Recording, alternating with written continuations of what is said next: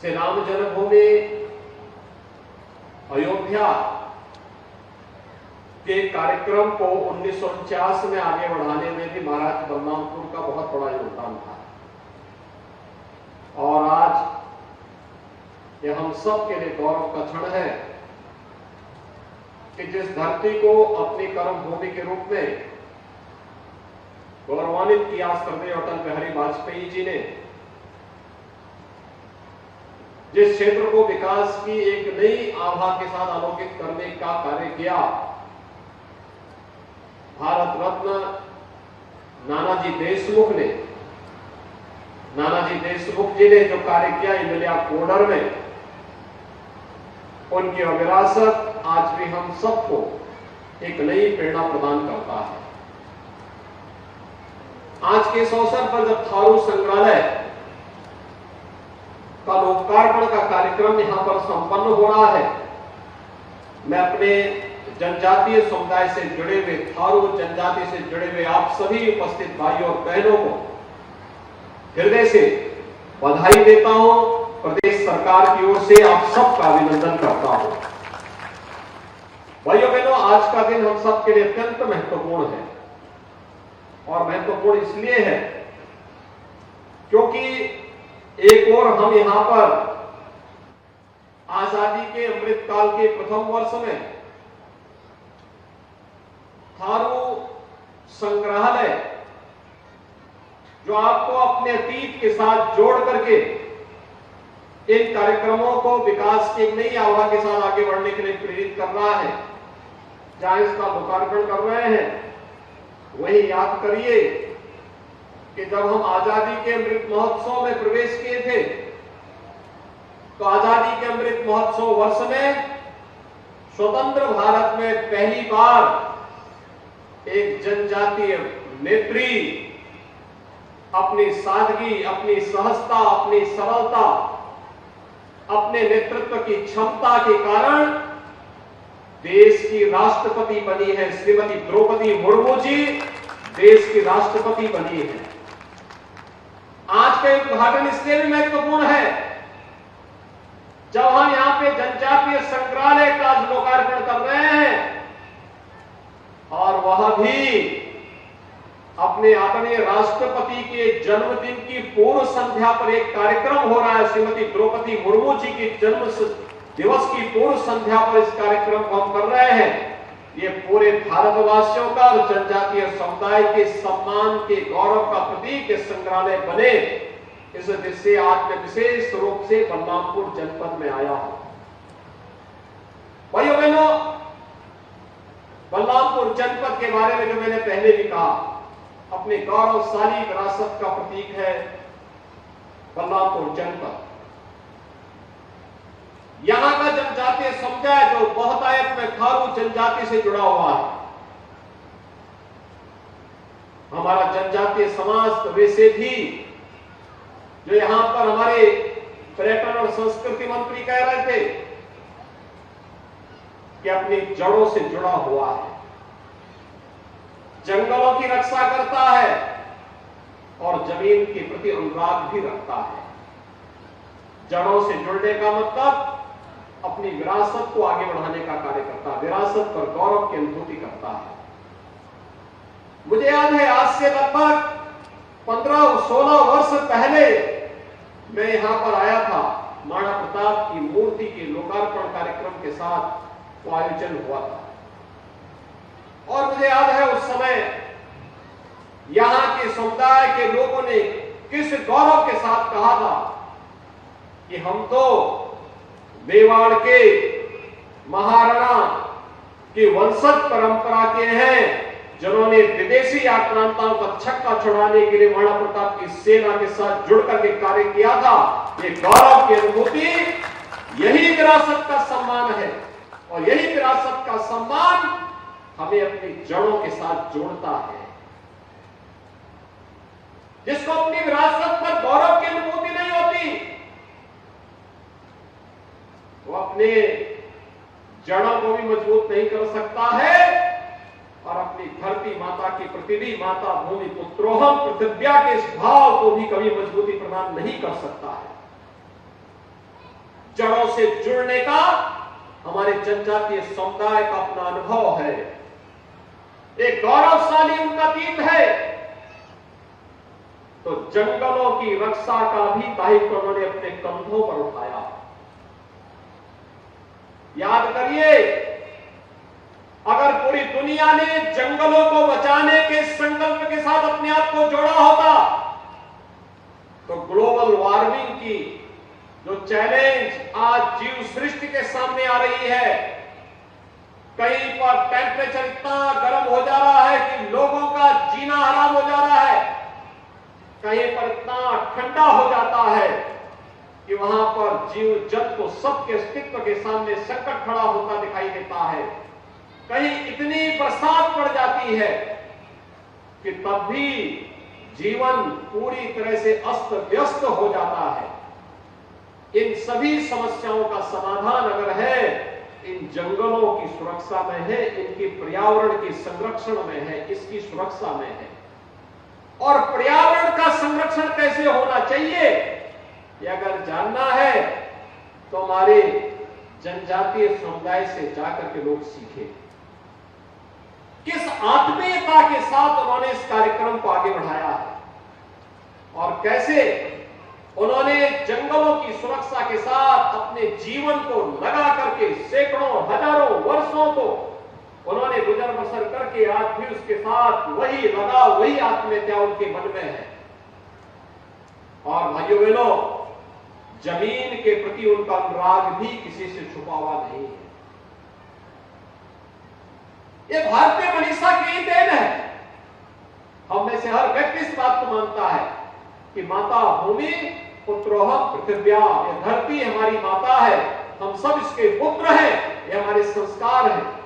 और इन संस्कारों के साथ जुड़ करके प्राचीन काल से ही हमारा यह जनजातीय समुदाय सदैव से जड़, जमीन और जंगल की रक्षा करके न केवल स्वयं के गौरव की अनुभूति करता, अतीत के गौरव की अनुभूति करता है, बल्कि पर्यावरण की रक्षा के साथ साथ धरती माता के संरक्षण का दायित्व भी अपने कंधों पे लेता आया है।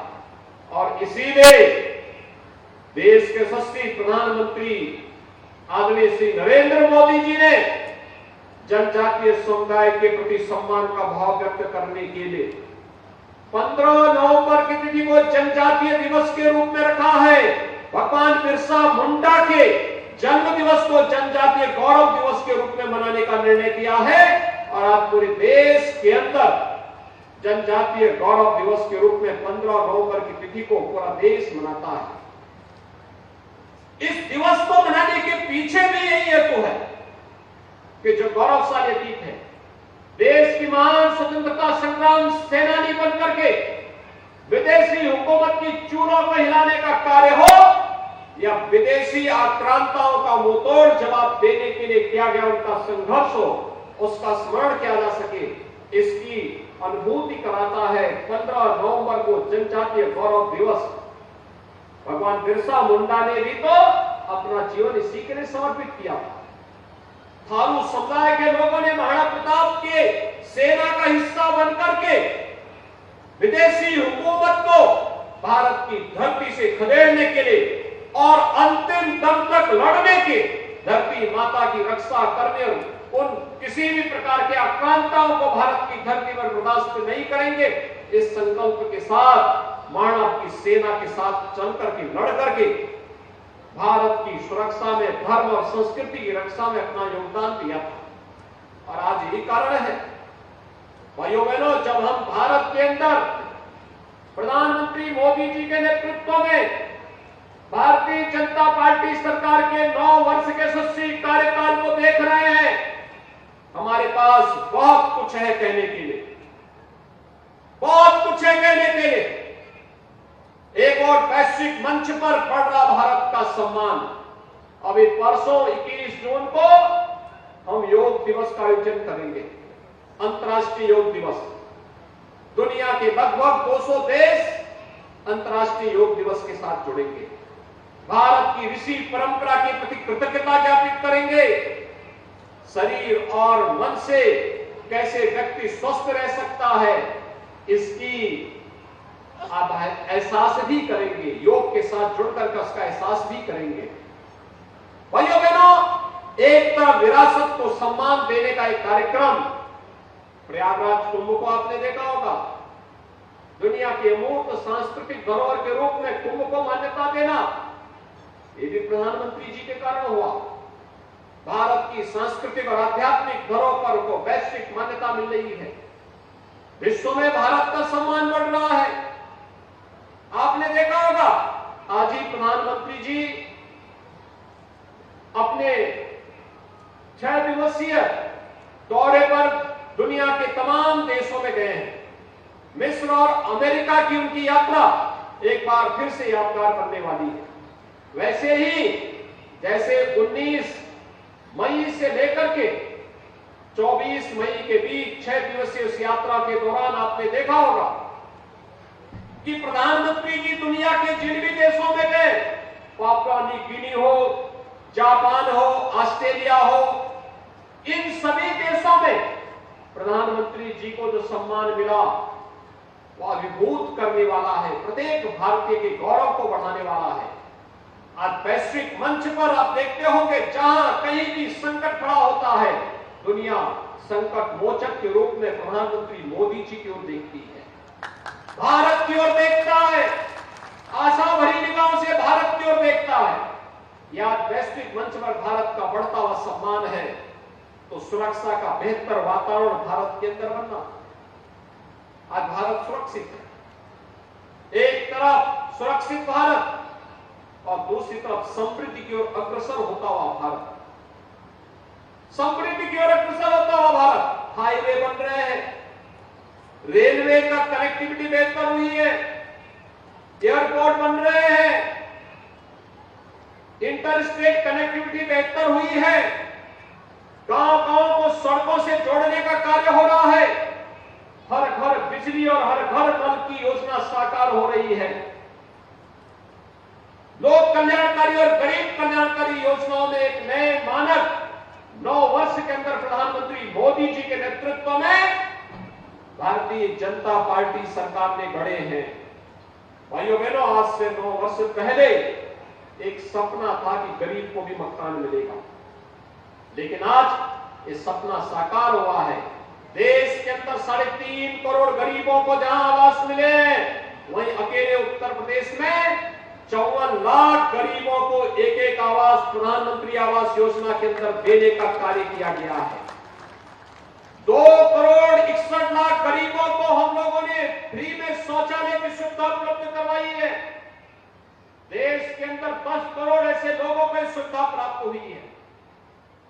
भाइयों बहनों, आज से 5 वर्ष 7 वर्ष पहले गरीब के लिए उपचार एक सपना था। आज प्रधानमंत्री जन कल्याण योजना के माध्यम से आयुष्मान भारत योजना आप सबको 5 लाख रुपए की स्वास्थ्य बीमा का कवर देता है। आज इसकी कोई समस्या नहीं कि व्यक्ति बीमार पड़ा, उसके बाद परिवार में इस बात के लिए लोग दुखी है कि उपचार कैसे होगा। प्रधानमंत्री आयुष्मान भारत योजना आपके उपचार के लिए आपको सहयोग देने के लिए तैयार है। आज आप देखते होंगे कि कोरोना जैसी महामारी के दौरान दुनिया के बड़े बड़े और विकसित देश जो काम नहीं कर पाए, अकेले भारत ने वो कार्य करके दिखाया। फ्री में टेस्ट, फ्री में उपचार, फ्री में वैक्सीन, और भाइयों बहनों 80 करोड़ लोगों को लगातार 3.25 वर्ष से फ्री में राशन की सुविधा का लाभ देने का कार्य भी अगर किसी ने किया है, ये प्रधानमंत्री मोदी जी के नेतृत्व में। कोई जाति नहीं देखी गई, कोई मत और मजहब नहीं देखा गया। भारत का नागरिक है, हर जरूरतमंद को राशन मिलेगा, हर जरूरतमंद को चिकित्सा की सुविधा मिलेगी, हर जरूरतमंद को अन्य सुविधाओं से आच्छादित करने का कार्य करेंगे। विकास की नई आभा के साथ हम भारत को वैश्विक मंच पर स्थापित करने का कार्य करेंगे, और आज भारत उस दिशा में आगे तेजी के साथ बढ़ता हुआ दिखाई दे रहा है। भाइयों बहनों, बलरामपुर जनपद के बारे में जैसे मैं पहले भी कह रहा था, यह हम सबके गौरव की बात है। आदिशक्ति मां पाटेश्वरी का आशीर्वाद सदैव से इस जनपद और इस कमिश्नरी और इस क्षेत्र के लोगों को प्राप्त होता रहा है। आदिशक्ति मां पाटेश्वरी के धाम में भी एक थारू जनजाति का एक छात्रावास संचालित होता है 1993-94 से। 100 बच्चे वहां रह करके नित्य स्कूल जाते हैं, वहां पढ़ते हैं। उन बच्चों की संस्कार और उनके समर्पण को देख करके हमें थारू जनजाति के लोगों के एक गौरवशाली अतीत की जानकारी मिलती है। आज हमारा बलरामपुर विकास की एक नई बुलंदियों की ओर छोटा दिखाई दे रहा है। कोई सोचता था इससे पहले बलरामपुर की इतनी अच्छी कनेक्टिविटी होगी? आज तो बलरामपुर में एक मेडिकल कॉलेज का निर्माण भी होने जा रहा है स्वर्गीय अटल बिहारी वाजपेयी जी के नाम पर। बलरामपुर में केजीएमयू के सैटेलाइट सेंटर के रूप में मेडिकल कॉलेज की स्थापना का कार्य युद्ध स्तर पर आगे बढ़ चुका है। बलरामपुर जिले में थारू संग्रहालय का लोकार्पण का कार्यक्रम संपन्न हो रहा है। बलरामपुर जनपद अब तेजी के साथ बढ़ता हुआ एक ऐसा जनपद है जो आज से 5 वर्ष पहले 6 वर्ष पहले आकांक्षात्मक जनपद था। शिक्षा के क्षेत्र में पिछड़ा माना जाता था, स्वास्थ्य की सुविधाओं में पिछड़ा माना जाता था, कृषि और जल संसाधन के मामले में पिछड़ा माना जाता था, स्किल डेवलपमेंट और रोजगार में पिछड़ा माना जाता था, फाइनेंशियल इंक्लूजन में वित्तीय समावेशन में पिछड़ा माना जाता था। लेकिन अब आकांक्षात्मक जनपद से उभर करके एक विकास की प्रक्रिया के साथ विकसित जनपद की श्रेणी में तेजी के साथ बलरामपुर जनपद ने कदम बढ़ाए हैं और विगत 3 वर्ष के अंदर बलरामपुर जनपद ने जो छलांग लगाई है वह बहुत सराहनीय है। लेकिन इस मोमेंटम को बनाए रखने के लिए हमें निरंतर प्रयास करना होगा, सबको सामूहिक रूप से प्रयास करना होगा। बलरामपुर जनपद आज दिशा में आगे बढ़ चुका है। सड़क की कनेक्टिविटी अच्छी हुई है, रेल की कनेक्टिविटी और अच्छी करने के प्रयास हो रहे हैं। बलरामपुर के बगल में ही श्रावस्ती में एयरपोर्ट का निर्माण हो रहा है। और यही नहीं, उच्च शिक्षा के लिए अब आदिशक्ति मां पाटेश्वरी के नाम पर एक विश्वविद्यालय के निर्माण का कार्यक्रम भी इस कमिश्नरी के लिए स्वीकृत किया जा चुका है। यानी ये चीजें दिखाती हैं कि विकास की प्रक्रिया किस तरीके के साथ आगे बढ़ी है। और आज जब मैं यहां पर आया हूं, हमने तय किया है थारू जनजाति हो, गौड़ जनजाति, हमारा मंत्री तो गौड़ी जनजाति से, थारू जनजाति हो, गौड़ जनजाति हो, बुक्सा हो, चेरो हो या फिर सहरिया हो, ये सभी को हम 100% सेचुरेशन की तरफ लेके जाएंगे। यानी 100% सेचुरेशन का मतलब जिन परिवारों के पास जमीन नहीं होगी उनको जमीन के पट्टे उपलब्ध करवाने के कार्य होंगे। वनाधिकार कानून के अंतर्गत इस प्रकार के संशोधन किए जा चुके हैं। अभी मैं परसों सोनभद्र में था और हम लोगों ने वहां पर 11,000 ऐसे परिवार थे जिनके पास अपने पट्टे नहीं थे जमीन के। उन 11,000 परिवारों को पट्टा देने की स्वीकृति वहां पर दी है। और यहां पर भी 5 गांव ऐसे थे जो बनटांगिया गांव थे, जंगल उन्होंने लगाए लेकिन उनको कभी आजादी के बाद सम्मान और अधिकार नहीं मिल पाया। आज उन्हें राज्य सरकार ने अनुमति दे दी, राजस्व कराओं की गांव के रूप में मान्यता दी। आज उनको सब कुछ अपने पास है और हमने तय किया है कि वनवासी हो, चाहे यहाँ पर थारू जनजाति हो या बनटांगिया हो, उन्हें पट्टा देने के साथ साथ सबके पास, जिनके पास अपना आवास नहीं, सरकार उनका पक्का आवास बनाने का कार्य भी करेगी। एक एक आवास उन सबको उपलब्ध करवाने का कार्य भी करेगी। राशन कार्ड उनको उपलब्ध करवाएगी, घर में शौचालय की सुविधा उपलब्ध करवाने का कार्य भी करेगी। निराश्रित महिलाओं को निराश्रित महिला पेंशन, जो निराश्रित बुजुर्गों को वृद्धावस्था पेंशन, दिव्यांग जनों को दिव्यांग पेंशन उपलब्ध करवाने का कार्य सरकार भी करेगी। और हर जरूरतमंद को जो गरीबी रेखा के नीचे जीवन यापन कर रहा है उन्हें आयुष्मान भारत की 5 लाख रुपए की स्वास्थ्य बीमा का कवर देने का काम भी सरकार करेगी। गरीब बच्चों के लिए आश्रम पद्धति विद्यालय, जो बच्चे स्कूल नहीं जा पाते, आज भी दूर दराज के क्षेत्रों में रह करके स्कूल से वंचित है, उन बच्चों के लिए आश्रम पद्धति विद्यालय के माध्यम से फ्री एजुकेशन के साथ साथ uniform free, bag books free, जूते मोजे भी उनको उपलब्ध करवाए जाते हैं और साथ साथ स्कॉलरशिप की सुविधा भी दी जाती है, जिससे वे अच्छी पढ़ाई कर सके, आधुनिक पढ़ाई कर सके, आगे बढ़ सके और उन्हें आगे बढ़ाने के लिए अनेक अन्य कार्यक्रम चल रहे हैं। मुझे जो बताया गया, यहाँ पे थारू बाहुल्य गांवों को बेहतर कनेक्टिविटी देने का कार्य हुआ है। कहीं सीसी रोड बनाए गए हैं, कहीं इंटरलॉकिंग की रोड बनाए गए हैं, बिजली की व्यवस्था और सोलर पैनल उपलब्ध करवाने के कार्य भी किए गए हैं, हर घर नल की योजना के साथ जोड़ने का कार्य भी हो रहा है। और साथ साथ अभी मैं देख रहा था जो प्रदर्शनी लगी हुई है, वास्तव में ईश्वर ने इन्हें एक हुनर भी दिया है। इनकी हाथ की सफाई, कितनी अच्छे ढंग से कलाकृतियों को बनाने का कार्य सभी लोग करते हैं और इसको एक मंच भी मिलना चाहिए। इसीलिए आज यहां पर प्रभारी मंत्री के साथ पर्यटन मंत्री भी आए हैं, समाज कल्याण और जनजाति कल्याण के मंत्री भी आए हैं। कॉमन फैसिलिटेशन सेंटर बना करके जनजातीय समुदाय अपना सामान वहां पहुंचाए, उनका दाम उन्हें मिले और फिर उसे मार्केट की सुविधा उपलब्ध करवाने का कार्य प्रशासन और शासन करेगा, जिससे इनकी आमदनी को और अधिक आगे बढ़ाया जा सके, इनकी आमदनी में वृद्धि की जा सके। ये जो संग्रहालय है, ये संग्रहालय आपकी विरासत को आगे बढ़ाने का, उसको विकास के साथ जोड़ने का, उससे आने वाली पीढ़ी को गौरव की अनुभूति कराने का एक अवसर प्रदान करेगा।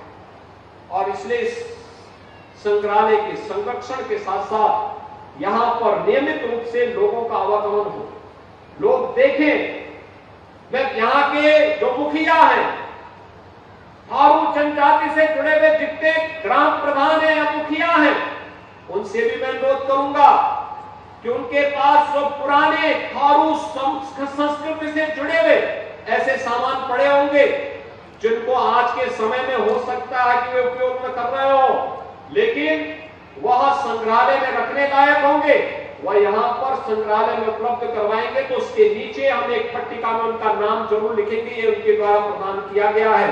तो ये संग्रहालय के साथ उनका नाम भी हमेशा के लिए अमरता की ओर बढ़ जाएगा।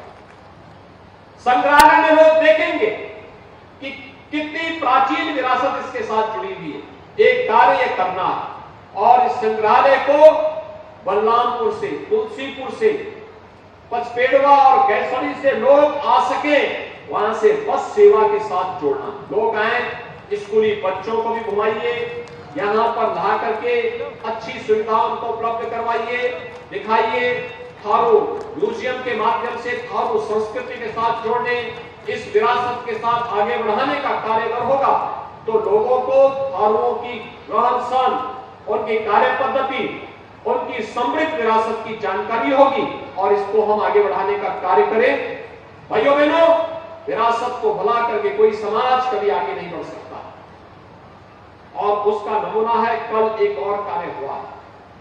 हम आभारी हैं प्रधानमंत्री मोदी जी के, जिन्होंने कल सनातन हिंदू धर्म के साहित्य प्रकाशन के सबसे बड़े केंद्र गोरखपुर के गीता प्रेस को गांधी शांति पुरस्कार के लिए चयन किया है।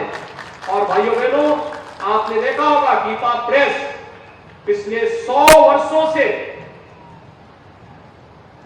धार्मिक साहित्य प्रकाशन का सबसे बड़ा केंद्र रहा है।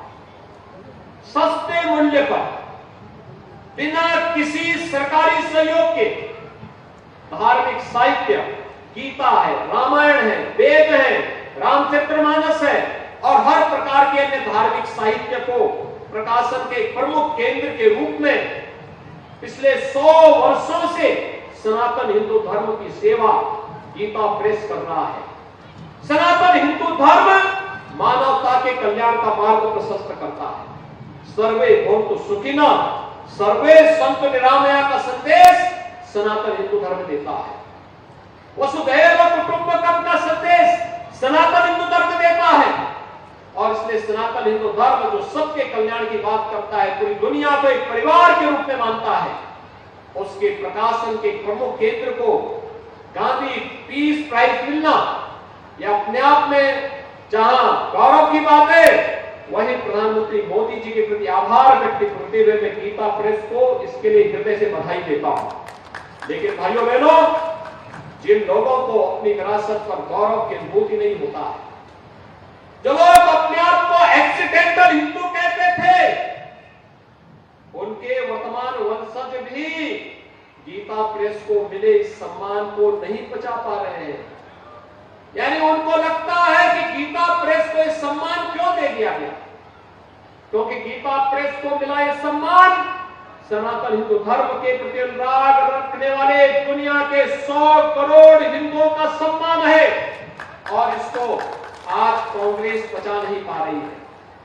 कल कांग्रेस के प्रवक्ता के बयान को मैं देख रहा था और मुझे बड़ी निराशा हो रही थी कि जो कांग्रेस अपने आप को देश के सबसे पुराने दल के रूप में स्थापित करने की बात करती है, उस कांग्रेस के लोग भारत की विरासत के प्रति इतना गंदा रवैया रखते हो, इससे बड़ी निर्लज्जता की बात दूसरी नहीं हो सकती है।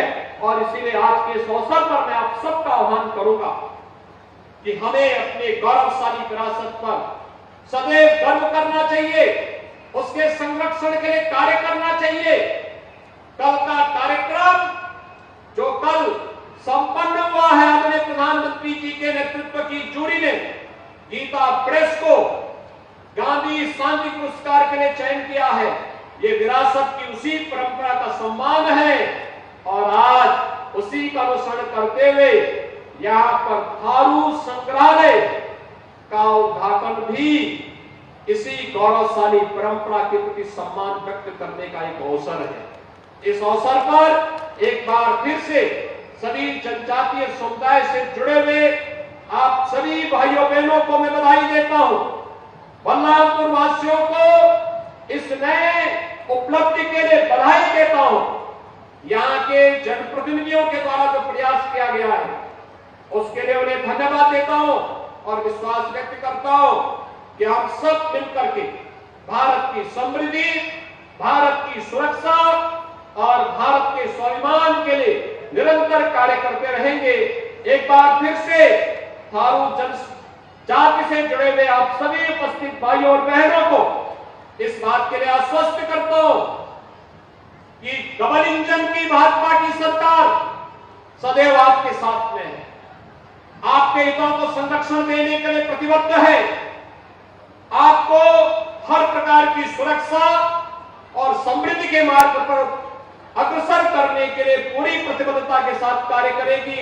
इस विश्वास के साथ मैं आप सबके प्रति हृदय से शुभकामनाएं व्यक्त करते हुए अपनी वाणी को यहीं पर विराम देता हूं। धन्यवाद। जय हिंद।